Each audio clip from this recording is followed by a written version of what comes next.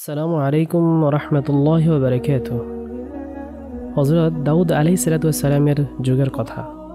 সে সময় দামওয়ান নামক গ্রামে বাস করত এক গরিব চাষি। সে ছিল বড়ই অভাবী ও দিনহীন। কোনো রকমে খেটে খুঁটে তার সংসার চলত। অভাব অনটনে চাষির জীবন ছিল দুর্বিষহ। একদিন চাষির ঘরে খাবারের কোনো ব্যবস্থা ছিল না। ক্ষুধার জ্বালায় সে কাতর হয়ে পড়ল। তাই সে খাবারের খোঁজে এদিক ওদিক ঘুরে বেড়াচ্ছিল, কিন্তু কোথাও তার কপালে এতটুকু পরিমাণ খাবার জুটল না। এমন সময় হঠাৎ তার নজর পড়ল একটা লোকের উপর। দূরে এক গাছের নিচে বসেছিল লোকটা, খুব মজা করে খাবার খাচ্ছিল। গরিব চাষি ভাবল, লোকটার কাছে গিয়ে তার ক্ষুধার কথা বলবে, হয়তো তার দয়া হলে তাহলে সে খাবার দিলেও দিতে পারে। তাই গরিব চাষিটি লোকটার কাছে এগিয়ে গেল। তারপর লোকটাকে খুবই নিচু স্বরে বলল, ভাই, আমি খুবই ক্ষুধার্ত, দয়া করে আমাকে একটু খাবার দেবেন কি? লোকটা ছিল বড়ই চালাক। সে চালাকি করে বলল, দেখো ভাই, তোমাকে দেওয়ার মতো আমার কোনো খাবার নেই, তবে একটা সিদ্ধ ডিম আছে। ডিমটা তোমাকে আমি দিতে পারি, তবে এর জন্য আমার একটা শর্ত রয়েছে। শর্তটি হলো, 1 বছর পর ডিমের দাম তোমাকে সুদে আসলে পরিশোধ করতে হবে। যদি তুমি শর্তে রাজি থাকো তাহলে আমি তোমাকে এই ডিমটি দিতে পারি। বেচারা গরিব চাষি ছিল নিরুপায়। তীব্র ক্ষুধার জ্বালায় তার পেট যেন পুড়ে যাচ্ছিল। চাষি যে আর সইতে পারছিল না, তাই সে মনে মনে ভাবল, আগে তো ক্ষুধার জ্বালা মেটাই। 1 বছর তো অনেক পরের ব্যাপার। একটা সিদ্ধ ডিমের দাম কতই বা হবে? এই অল্প পরিমাণ অর্থ এর মধ্যে জোগাড় হয়ে যাবে। তাই চাষি লোকটার শর্তে রাজি হয়ে গেল। ঠিক 1 বছর পরের ঘটনা। ডিমওয়ালা সময় মতো গিয়ে হাজির হলো গরিব চাষির বাড়িতে। সে গ্রামের সব লোকজনকে ডেকে এনে জড়ো করল। লোকটি সবাইকে বলল, দেখুন ভাই সব, এই চাষি আমার থেকে একটা ডিম নিয়ে খেয়েছে। শর্ত ছিল 1 বছর পরে সুদে আসলে ডিমের দাম পরিশোধ করবে। তাই আমি আজ আমার সেই পাওনা বুঝে নিতে এসেছি। দেখুন ভাই সব, লোকটা যদি সেদিন ডিম না খেত তাহলে নিশ্চয়ই ডিম থেকে একটা মুরগির বাচ্চা হতো। সেই মুরগির বাচ্চা 6 মাস পর আরও 20টি ডিম দিত। সেই 20টি ডিম হতে আরও 20টি মুরগির বাচ্চা হতো। সেই বাচ্চাগুলোর প্রতিটি আরও 20টি করে ডিম দিত। সে ডিম থেকেও আবার বাচ্চা হতো। তাহলে কম করে হলেও বছরে আমি 440টা মুরগির বাচ্চা পেতাম।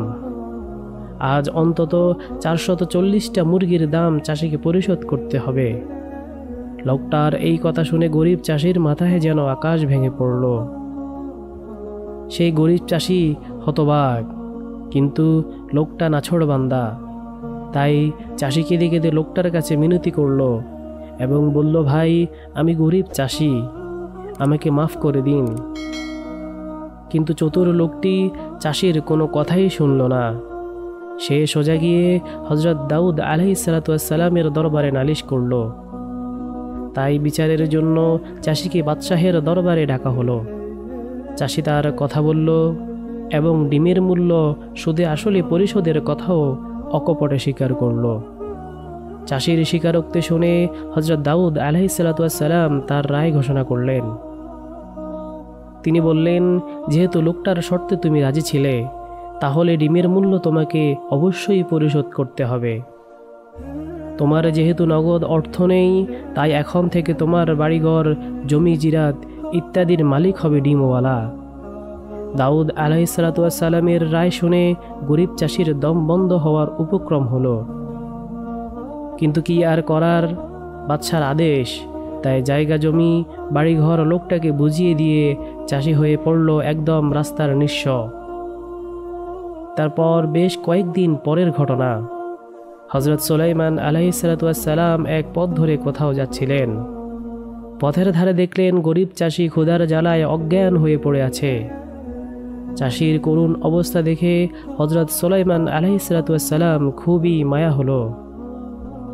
তিনি ঘোড়া থেকে নেমে চাষির সেবা যত্ন করে তাকে সুস্থ করে তুললেন।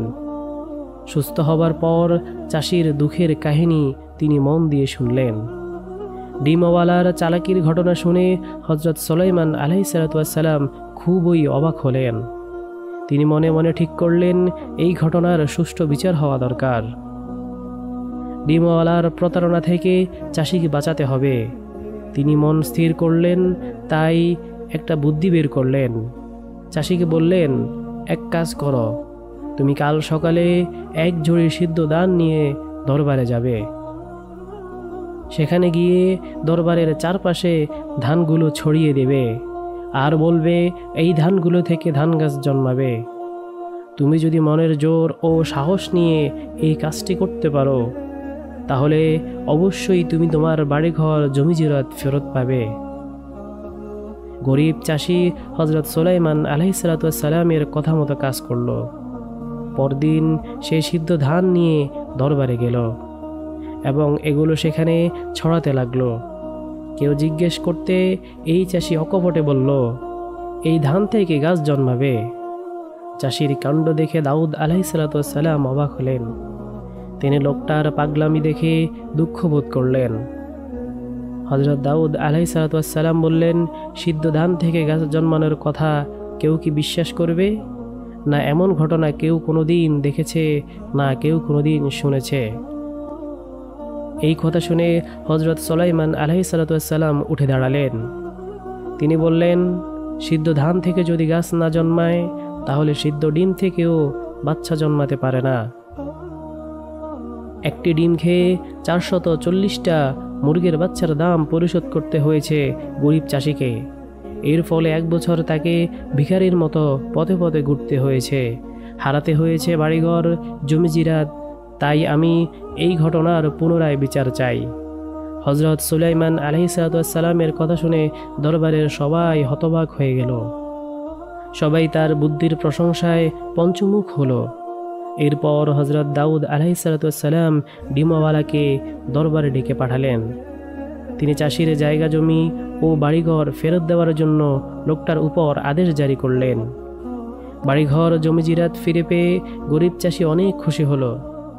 এদিকে হযরত সুলাইমান আলাইহিসসালামের ন্যায় বিচারের খবর মুহূর্তে সবখানে ছড়িয়ে পড়ল। আল্লাহ তাআলা আমাদের সকলকে সবসময় সরল সঠিক পথে জীবন পরিচালনা করার তৌফিক দান করুক। আমিন।